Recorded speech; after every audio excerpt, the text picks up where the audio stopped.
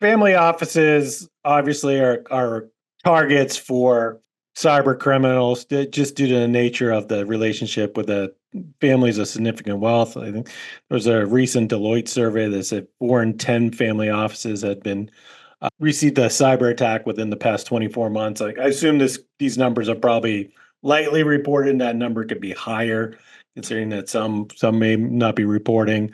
Denton's also had another survey that came out, a risk management survey, that 3 in 10 had family offices said they had a robust family off or cybersecurity program in place. What is some of the biggest mistakes that family offices are making? Tony, we'll start with you, and then Carl, we'll look for you to bring us home on this one. Yeah, I would say that, so the biggest mistake that we see in the field are families that think that their IT staff is handling cybersecurity, and especially families that just have like one IT resource on staff, like a full-time employee. Oh yeah, John, he handles our cybersecurity. And cyber is like one of many things he does. Yeah, you really need that third party view. It doesn't have to be us. There are a number of companies out there that do this sort of like assessment service. So just have a third party look at who you're using, even if you've had this guy on staff for 20 years, or even if you're using an MSP, a managed service provider IT firm, they still need a third party assessment from time to time to keep them in line and make sure that they're keeping up with the cybersecurity standards. The other thing that I see a lot is, this won't happen to me. We're a private family. It could happen to your vendors. It could happen to a software vendor. It doesn't have to be like a law firm or your accountant or your RIA. It could be a piece of software you use that you trust with your data.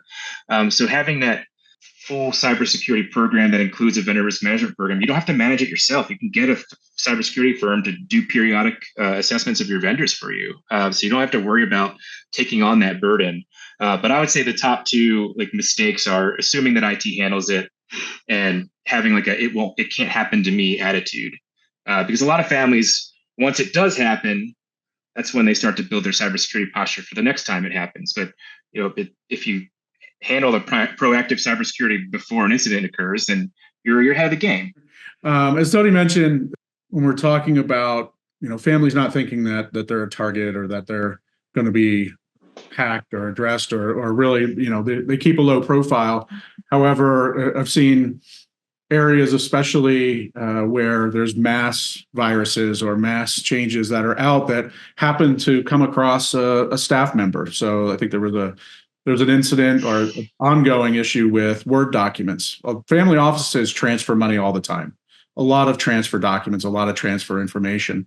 And there's an issue with a virus in Word where bank account numbers are getting changed. So say a bank account number is changed in a Word document, that document gets sent to a bank for a transfer.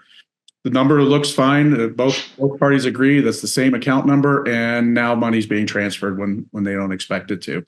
So the thought that they're not a target or that they keep a low profile, they can get caught up in these transfer schemes, and it can be hard to find. It can be hard to track down.